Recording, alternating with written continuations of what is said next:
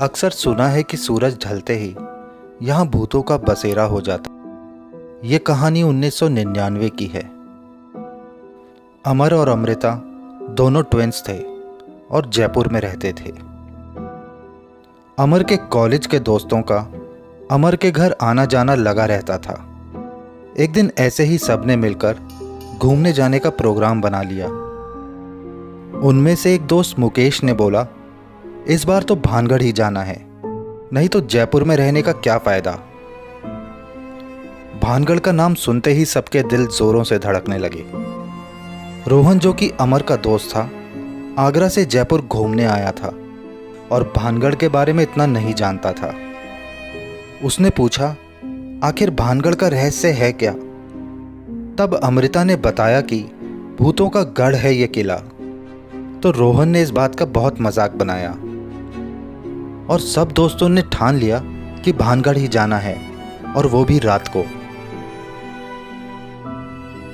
अमृता ने अपने भाई अमर को बहुत समझाया कि 2 दिन बाद दिवाली है, पर अमर ने उसे मना लिया कि ये तो एक ही दिन का ट्रिप। वैसे तो उन्हें पता था कि भानगढ़ किला 5 बजे के बाद बंद हो जाता है, पर उन्हें 5 बजे के बाद किले में क्या होता है इसका रहस्य जानना था। उसी शाम को सब निकल पड़े।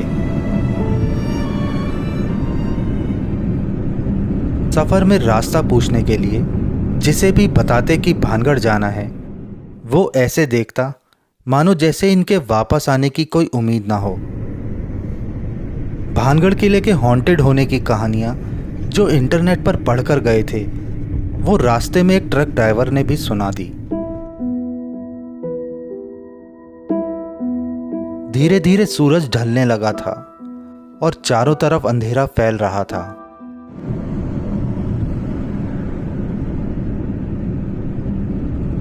आखिरकार सभी दोस्त भानगढ़ किले पहुंच जाते हैं।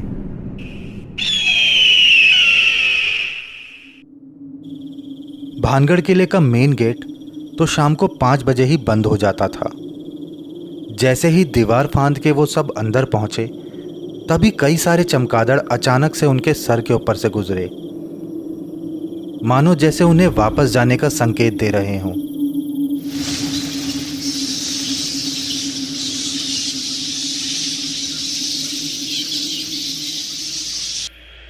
अंदर जाते ही उनके मोबाइल के सिग्नल आने भी बंद हो गए थे।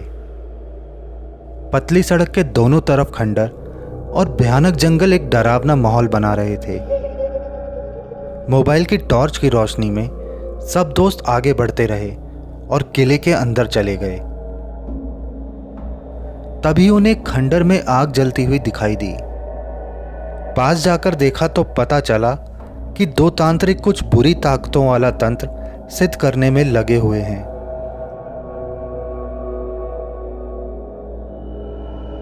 पर बिना उनका ध्यान भंग किए अपनी सांसें रोके सभी दोस्त उस जगह से बाहर आ गए।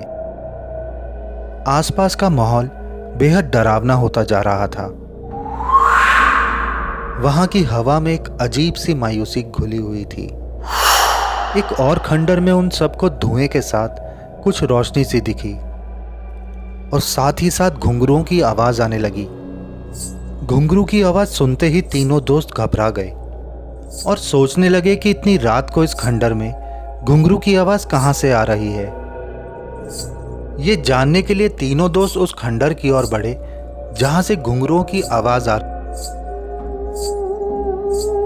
जंगल से जानवरों की आवाजें और पेड़ों से आता पत्तों का शोर माहौल को और खौफनाक बना रहा था।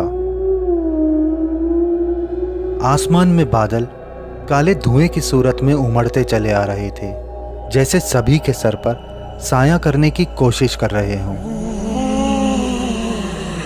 थोड़ा आगे जाने पर उन्हें कुछ झाड़ियां दिखी जो बहुत ही रहस्यमय तरीके से अपने आप हिल रही थी।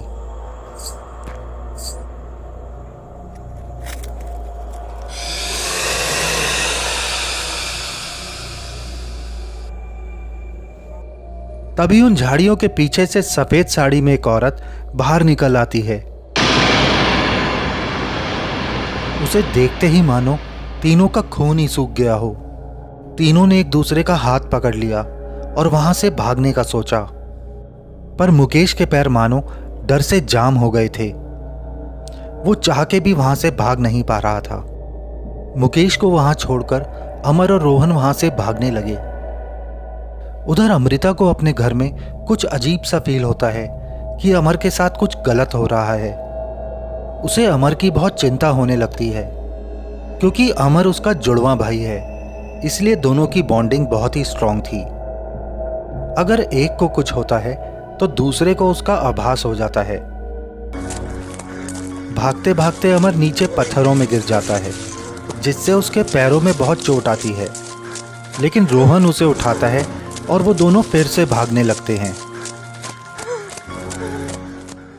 इसी दौरान मुकेश को होश आता है और वो इधर उधर देखकर रोहन और अमर को पुकारता है। पर जैसे ही वो पीछे देखता है, वही सफेद साड़ी वाली औरत खड़ी होती है। मुकेश उसे देखते ही वहां से भागने की कोशिश करता है, लेकिन वो चुड़ैल अपने भयानक रूप में आकर मुकेश का गला दबा देती है।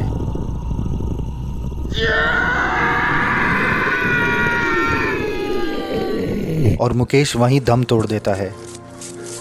मुकेश के चिल्लाने की आवाज सुनते ही अमर और रोहन दौड़कर वहां पहुंचते हैं और वो नज़ारा देखते ही दोनों के होश उड़ जाते हैं। दोनों डर से थर-थर कांपने लगते हैं।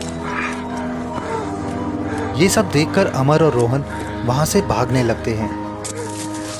तभी रोहन को एक गड्ढा नजर आता है और दोनों उसमें जाके छुप जाते हैं।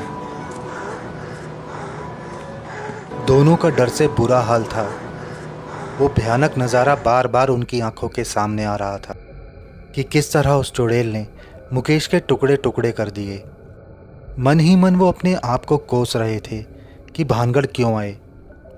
डरे और सहमे हुए दोनों उस गड्ढे में छुपे रहे।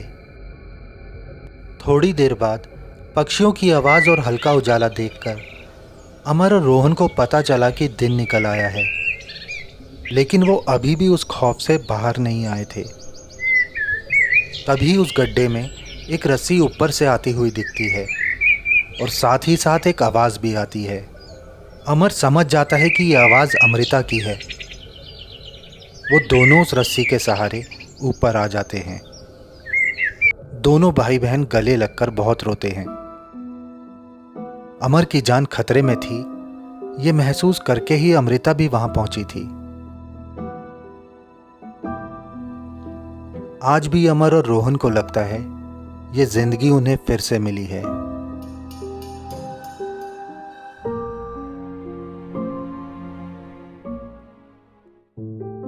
दोस्तों, कहानी अच्छी लगी हो तो लाइक और कमेंट जरूर करना, और जिन दोस्तों ने अभी तक हमें सब्सक्राइब नहीं किया वो सब्सक्राइब कर लें और बेल आइकन प्रेस कर दें, जिससे हमारे आने वाले वीडियोस आप तक तुरंत पहुंच जाए।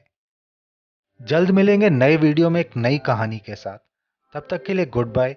Thanks for your time.